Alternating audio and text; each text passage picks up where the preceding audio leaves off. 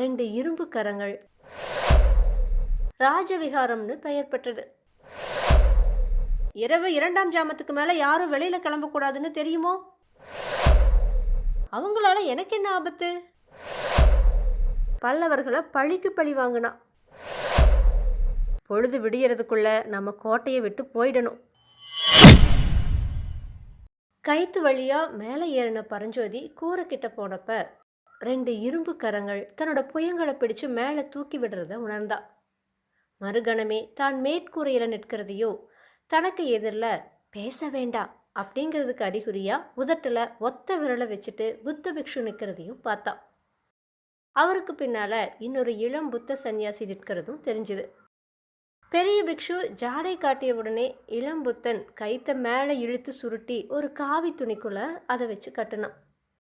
பரஞ்சோதி கூரை மேலே நின்றுட்டே சுத்தியும் முத்தியும் பார்த்தப்ப கண்ணு கட்டின தூரம் காஞ்சி நகரத்து மாட மாளிகைகளோட உப்பரிகைகள் வெண்ணிலாவில் தாவல்யமாக பிரகாசிச்சுட்டு இருக்கிறத பார்த்தா. இதுக்குள்ள பெரிய பிக்ஷு சிறைச்சாலை கூரையோட துவாரத்தை ஓடுகளை பரப்பி அடைச்சிட்டு பரஞ்சோதியை ஒரு விரலால தொட்டு தமக்கு பின்னால் வரும்படி ஜாடை காட்டினார். அவரை பின்தொடர்ந்து பரஞ்சோதியும் இளம் பிக்ஷுவும் ஓட்டு கூரைகள் மேலேயும் நிலா மாடங்கள் மண்டபங்கள் மேலேயும் ஓசைப்படாமல் மெதுவாக நடந்து போனாங்க. வீதியில் ஏதாச்சும் சந்தடி கேட்டால் புத்த பிக்ஷு உடனே தமக்கு பின்னாடி வரவங்களுக்கு ஜாடை காட்டிட்டு உட்காந்துக்குவார். சந்தடி நீங்கினதுக்கு அப்புறமா எழுந்து நடப்பார். இப்படியா 7-8 கட்டடங்களை மேற்கூரை வழியாக கடந்ததுக்கு அப்புறமா ஒரு வீட்டோட முகப்புல வீதி ஓரத்தில் பன்னீர் மரங்கள் அடர்த்தியாக வளர்ந்திருந்த இடத்துக்கு வந்தாங்க. பன்னீர் மரங்களோட அடர்ந்த பசிய இலைகளுக்கு இடையிடையே கொத்து கொத்தா பூத்திருந்த பன்னீர் மலர்கள் வெண்ணிலாவில் வெள்ளி மலர்களாக பிரகாசிச்சுது. அந்த மலர்களோட சுகந்த பரிமளத்தை இளந்தென்றல் நாலா பக்கமும் பரப்பிட்டு இருந்துச்சு. புத்த பிக்ஷு வீதியை இருபுறமும் நல்லா பார்த்துட்டு அந்த பன்னீர் மரங்களில் ஒன்று பிடிச்சிட்டு கீழே இறங்கினார். பரஞ்சோதியும் இளம் பிக்ஷுவும் அவ்விதமே இறங்கினாங்க. கொஞ்ச தூரம் நடந்து கோயில் மாதிரி இருந்த ஒரு அழகான கட்டிடத்தோட வாசலை அடைஞ்சாங்க. அந்த கட்டிடம்தான் காஞ்சி நகருக்குள்ளே இருந்த புத்த விகாரங்கள்லேயே மிக பெருசு. ராஜவிகாரம்னு பெயர் பெற்றது. கருணாமூர்த்தியான புத்த பகவானுடைய திருப்பட்கல்ல ஒன்று அந்த கோயிலோட கர்ப்ப கிரகத்தில் பிரதிஷ்டை செய்யப்பட்டிருந்துச்சு. பல்லவ மன்னர்கள் என்னதான் அப்பப்போ ஒவ்வொரு மதத்தில் பற்றுடையவர்களாக இருந்தாலும் எல்லா மதங்களையும் சமநோக்கோடு பார்த்து அந்தந்த மத ஸ்தாபனங்களுக்கு மானியம் விடுறது வழக்கம்.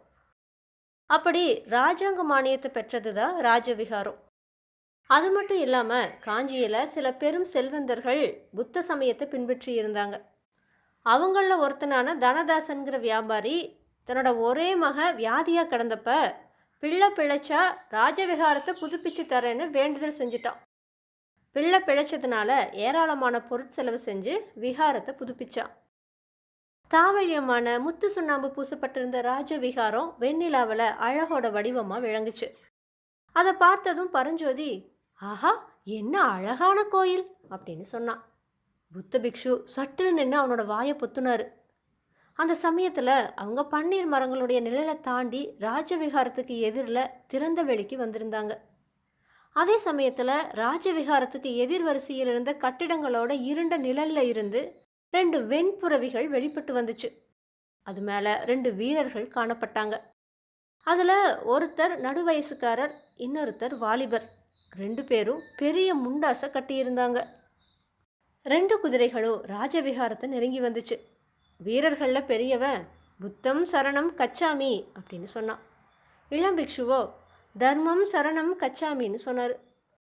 அடிகளே, இரவு 2ஆம் ஜாமத்துக்கு மேலே யாரும் வெளியில் கிளம்பக்கூடாதுன்னு தெரியுமோ அப்படின்னு கேட்டான் முதிய வீரன். தெரியும், ஆனால் சன்னியாசிக்கும் அந்த கட்டளை உண்டுங்கிறது தெரியாது அப்படின்னு சொன்னார் பிக்ஷு. இந்த அர்த்த ராத்திரியில் எங்கே கிளம்புனீங்களோ அப்படின்னு அந்த வீரன் கேட்டான். இந்த பிள்ளை என்னோட சிஷ்யன், காஞ்சிக்கு புதியவன், காணாமல் போயிட்டா, அவனை தேடி பிடிச்சு அழைச்சி வந்த அப்படின்னு பிக்ஷு பதில் சொன்னார். இந்த வாலிபனுக்கு எந்த ஊரோ? சோழ நாட்டில் செங்காட்டாங்குடி. இன்னைக்கு தான் 2 பேரும் வந்தீங்களாக்கோ? ஆமாங்க ஐயா.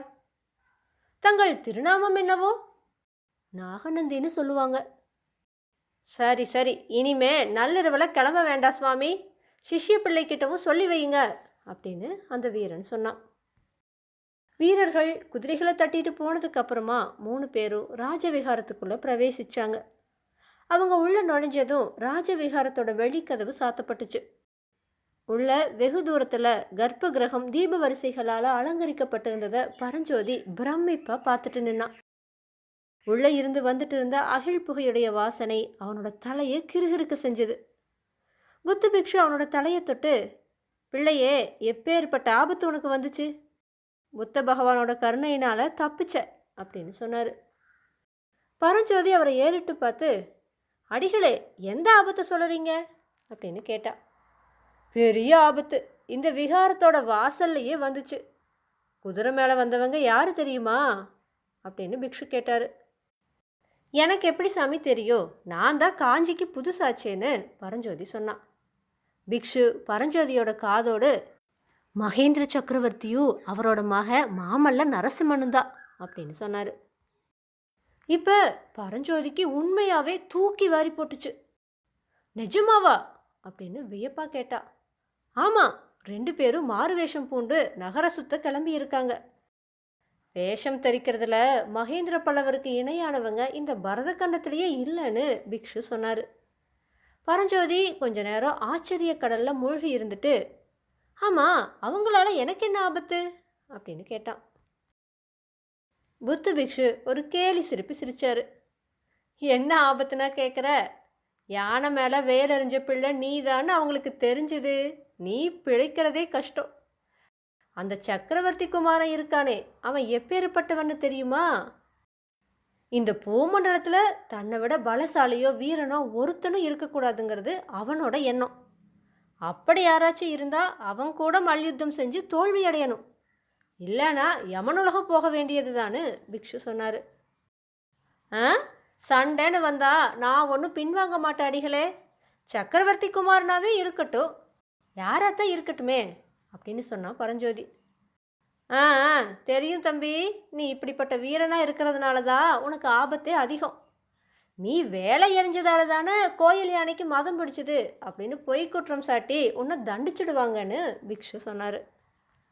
இதை கேட்ட உடனே பரஞ்சோதிக்கு நெஞ்சில் சுருக்குன்னு பட்டுச்சு. சுமைதாங்கியில் படுத்திருந்தப்ப யாரோ பேசிட்டு போனது ஞாபகம் வந்துச்சு.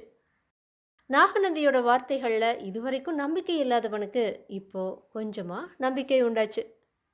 அப்படிப்பட்ட அநியாயமும் உண்டா அப்படின்னு பரஞ்சோதி கேட்டா. ஆமாம் பரஞ்சோதி, இந்த காஞ்சி பல்லவர்களோட குலத்தொழிலே அதுதான். 150 வருஷங்களுக்கு முன்னாடி உன்ன மாதிரியே கல்வி பயிலுறதுக்காக மயூர சன்மன்கிற இளைஞன் இந்த நகரத்துக்கு வந்தான். அவனோட வீரத்தை பார்த்து பொறாம கொண்ட பல்லவ ராஜகுமாரன் அவன் மேலே பொய் குற்றம் சாட்டி சிறையில் அடைச்சிட்டான் அப்படின்னு பிக்ஷு சொன்னார். ஓ, அப்புறம்னு பரஞ்சோதி கேட்டான். அப்புறம் என்ன, மயூர சன்மன் சிறையிலிருந்து தப்பி போய் கிருஷ்ணா நதிக்கரையில் தனி ராஜ்யத்தை ஸ்தாபிச்சுட்டு பல்லவர்களை பழிக்கு பழி வாங்கினான். புத்த பகவானோட அருளால் மயூர சன்மனை போலவே நீயும் பெரும் ஆபத்திலிருந்து தப்பிச்சேன்னு பிக்ஷு சொன்னார். அப்போ பரஞ்சோதி குறுக்கிட்டு, அடிகளே, மற்ற ஆபத்துகளெல்லாம் ஒரு பக்கம் இருக்கட்டும். இப்போ எனக்கு பசிங்கிற ஆபத்து தான் பெரிய ஆபத்தாக இருக்குது. பசியினால் என்னோட பிராணனே போயிடும் போல இருக்குதுன்னு சொன்னான். நாகநந்தி அவனை மடப்பள்ளிக்கு அழைச்சிட்டு போய் உணவு கொடுத்தாரு. அதுக்கப்புறமா ஒரு மண்டபத்தோட தாழ்வாரத்துக்கு அவனை அழைச்சிட்டு வந்து, பரஞ்சோதி, இங்கேயே படுத்துக்கோ. தூங்கிறதுக்கு ஒரு முகூர்த்த காலம் நான் உனக்கு கொடுக்குறேன். நிம்மதியாக தூங்கு.